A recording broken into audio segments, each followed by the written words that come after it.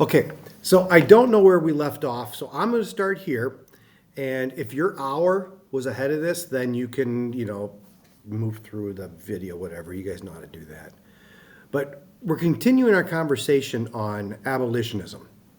And yesterday we talked about William Lloyd Garrison and David Walker and Sojourner Truth and Frederick Douglass. So we're talking about all these abolitionists that are going to go and give speeches, and they're going to do things like newspaper articles, rallies, all of these different things that they're going to do to put forward their belief in abolitionism and to get rid of slavery. Because, of course, abolition means to abolish slavery.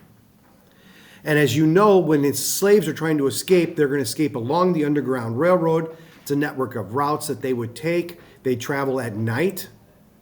Of course, it was harder to be caught. And the most famous conductor was Harriet Tubman.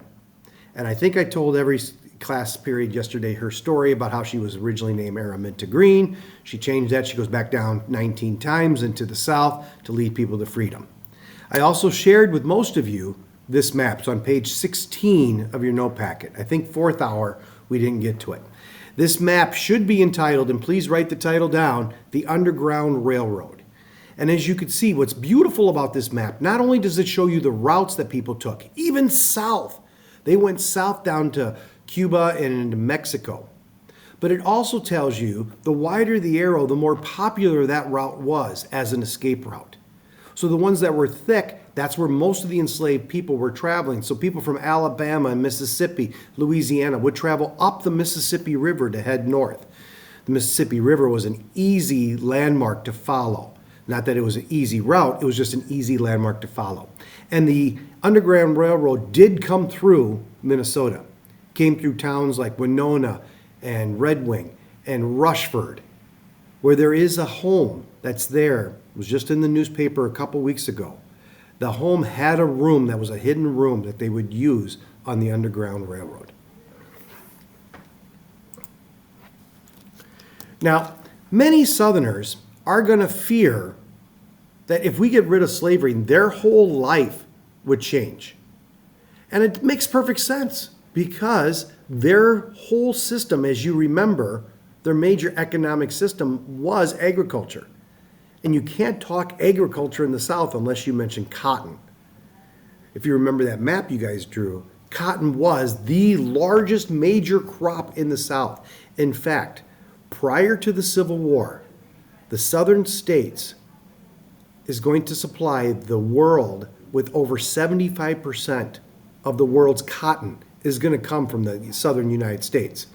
And you can't talk cotton unless you talk about slavery. So Southerners said, if we abolish slavery, our whole way of life will change. But there were other Northerners who also was against the abolition of slavery because it would change their way of life too. For example, some Northerners said our whole social order is going to change. You know, the social order was you had the rich, fat, bald white guys were the top, and then you had other white men, and then you had white women, and then you would have the poor, then you would have freed black men. And that's up north. So you could see that that was a social order that was kept. And if all of a sudden you freed 4 million people, enslaved workers down south, and they moved north, the number of the freed blacks would overwhelm, and it would change the social order. And if these African Americans that are now freed come up north, they're going to compete for jobs against the poor, the whites. And they were scared of that. Also, the supply of inexpensive cotton down south, if all of a sudden enslaved workers demanded pay, the price of cotton would go up. The Northerners who had textile mills, they wanted the cheap cotton. As long as the enslaved workers were producing cotton, cotton was inexpensive. And now, you all of a sudden, the price of cotton goes up and their livelihood is threatened. So all of these people up north were not in favor of the abolition of slavery. They may have been anti-slavery, but they didn't want the abolition of it. The people up north that were abolitionists, they were often persecuted. People that wanted to keep slavery wanted the abolitionists to shut up. For example, we talked about William Lloyd Garrison, the man that wrote about I will not equivocate and I will be heard, all about slavery. I told you that a mob attacked him and they were going to hang him. It's called a lynching. They were going to hang him. Elijah Lovejoy was a newspaper editor in Illinois. And he produced an abolitionist newspaper. And he was actually fairly in southern Illinois, so that's very close to the border between slave and anti-slave states. And a number of pro-slavery people showed up at his newspaper office on a Sunday night. Now, Elijah heard about this, and he had his gun. He was outside of his newspaper office, but they came in, and they were saying that they wanted him to stop printing it. He said no, and they will shoot and kill him.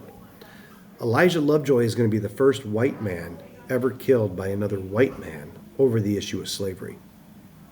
They're going to take his press, and they're going to break it up and throw it in the Mississippi River. Now, word's going to get about this all over the country, that white people are killing white people over slavery.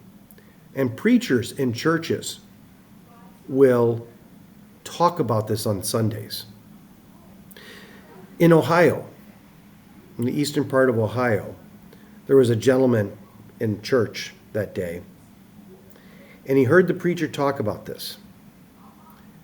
And he stood up at the back of the church, dipped his hands in the holy water, Here and said, before God, in the presence of these witnesses, I consecrate my life to the destruction of slavery. John Brown. John Brown. Everybody say, John Brown. John grew up. His father was a minister up in New England, and his father was an abolitionist. And from an early age, he also saw the horrors of slavery. Now, he didn't see a lot of enslaved people, but at the age of 12, his family moved to Ohio. He lived outside of a town called Oberlin. His father, actually, is going to found the college there, Oberlin College. That was one of your answers in the guided reading. Oberlin Colleges still exist today. It's a very liberal college. They were the first ones to admit women and African Americans as students. Anyway, John, as a young man, would be given the task. He's 12 years old. He would have to guide 15 heads of cattle down to a market along the river at 12. I want you to think that you're 12 and 13 years old. Would your parents trust you with 15 head of cattle? I don't think your parents would trust you with 15 cents. Anyway, on his way back home, he would always stop at a home of a white family who had an enslaved boy.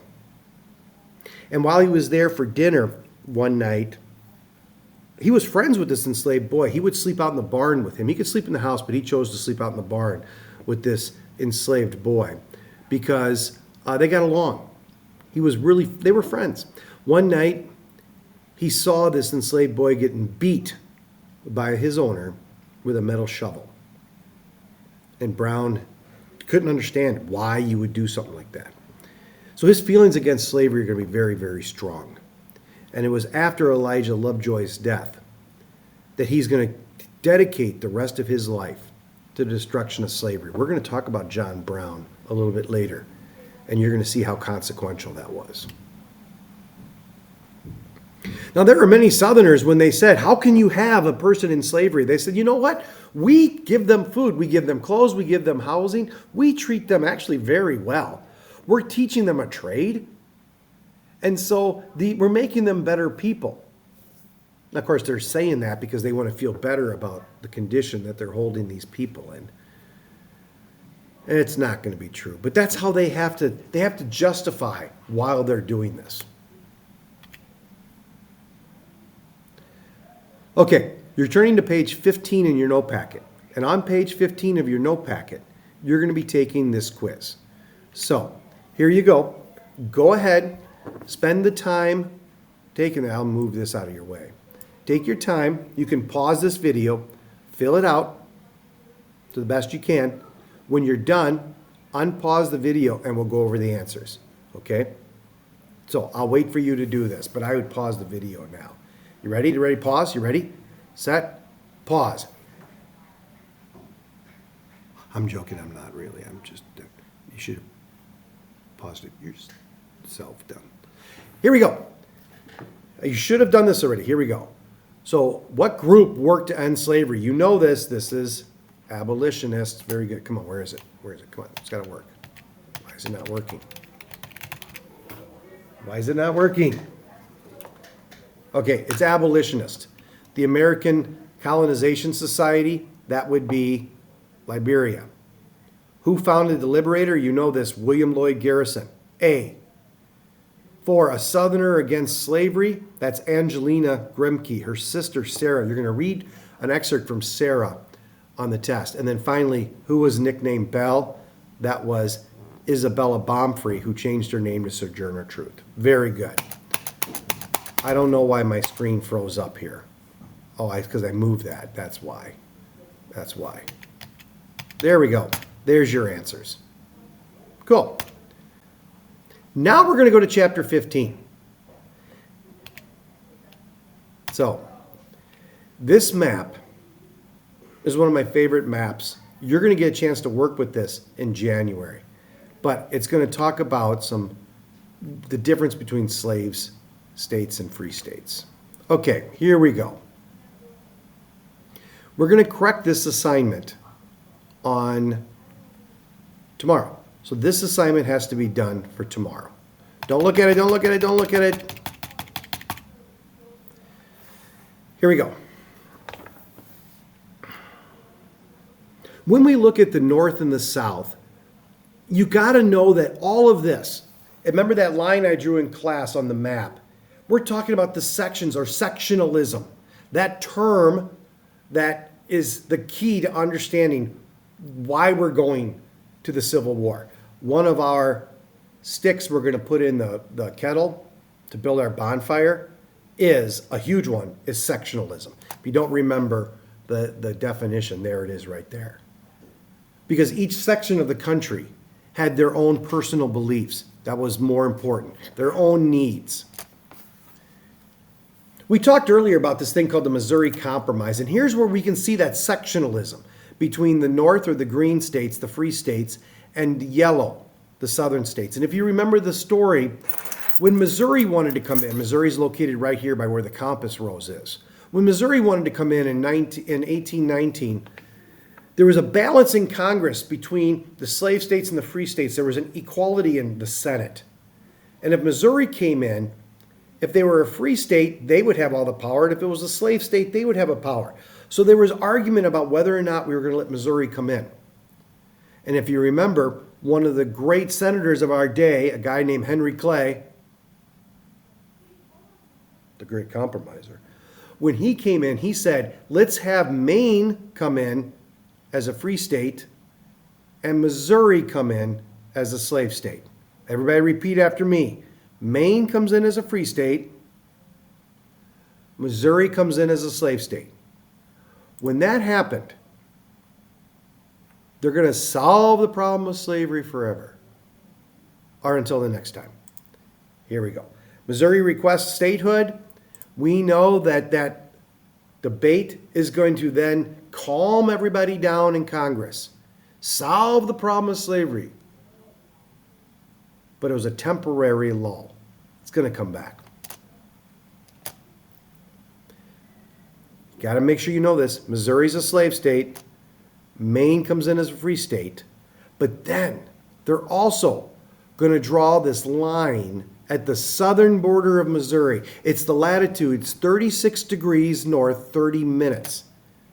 3630. This line of latitude, what they're going to do is they're going to say any states above north of 3630 that want to come in will be free states. And any state below that wants to come in will be a slave state. And we solve the problem. A temporary lull for a short period of time. Again, the great compromiser. Henry Clay. So here's the map. You see Missouri here, slave state, Maine up here, free state, and this line right here, 36 degrees, 30 minutes north. Now this is all happening before all of this, before the Oregon country, before the war with Texas. So this is all further the line has to go. But look at all the land that still is open to slavery in the South. Look at all the land that's still open to freedom in the North. That's where the problem's going to lie. Thomas Jefferson, who heard about this, and he's an old man now, he's going to write to a friend. And he says this momentous question. The question is slavery. Like a fire bell in the night, awakened me and filled me with terror. I considered it once as the knell of the Union. The knell means this is what's going to break the Union. Sure, the Missouri Compromise quieted everybody down. It's hushed indeed for the moment. But this is a reprieve, a short moment. A geographical line coinciding with a marked principle, once conceived and held up to the passions, the angry passions of men, will never work. And it will get worse. He was completely correct, wasn't he? This did not solve the problem of slavery. Do you guys remember who drafted the Missouri Compromise? Yep. The great compromiser himself, James K. Polk. And, oh no, it was it was Henry Clay. Okay, guys, you got through the notes. Make sure you write those all down. You did the quiz. Now you've got 15.1 and 15.2 to work on. 2 and 3. 2 should be due, have it done by tomorrow. We probably won't get to it till Monday, but have that done. Thanks a lot, guys. Good luck.